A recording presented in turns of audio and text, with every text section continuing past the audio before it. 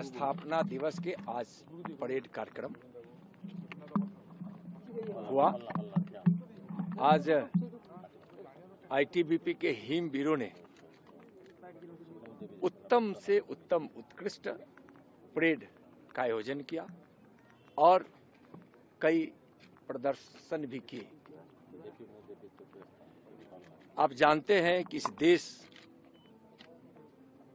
की सीमाएं को सुरक्षित रखने में जो सीमाएं बर्फों से ढकी होती है, ऊंची चोटियों की होती है, दुर्गम क्षेत्रों के होते हैं, जब हमारे जवान अधिकारी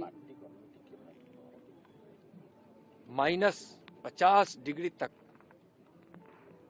के तापमान में काम करते हैं और कभी कभी तो दुर्गम क्षेत्रों में जाकर इनको सीमा और सरहद की सुरक्षा करने की जिम्मेदारी होती है और इन्होंने अपने संकल्प, साहस और कर्तव्य निष्ठा से इस देश की सीमा को सुरक्षित रखा है। पूरे देश को आईटीबीपी पर गर्व है। माननीय प्रधानमंत्री जी का विश्वास है आईटीबीपी, माननीय गृह मंत्री जी का आशा है आईटीबीपी, और सीमा सुरक्षा हो, चाहे आंतरिक सुरक्षा हो, चाहे जनसेवा करनी हो, आईटीबीपी अपना उसमें सर्वोच्च योगदान देती है। आईटीबीपी के स्थापना दिवस के शुभ अवसर पर जिस प्रकार से हमेशा इन्होंने सफलता की दी है और इनके सामने जब कोई दुश्मन होता है तो हिम्मत नहीं होता है कि आईटीबीपी के सामने वह कोई दुस्साहस कर सके।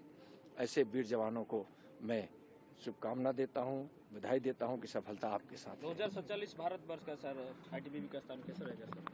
2047 तक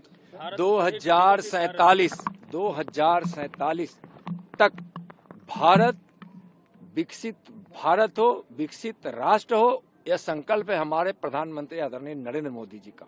और उस विकसित भारत में प्रति व्यक्ति आय इतना हो जो दुनिया का सबसे ज्यादा हो और देश की सीमाएं सुरक्षित होती है, देश सुरक्षित होता है और जब आंतरिक शांति होती है तभी हम विकास के पथ पर बढ़ सकते हैं।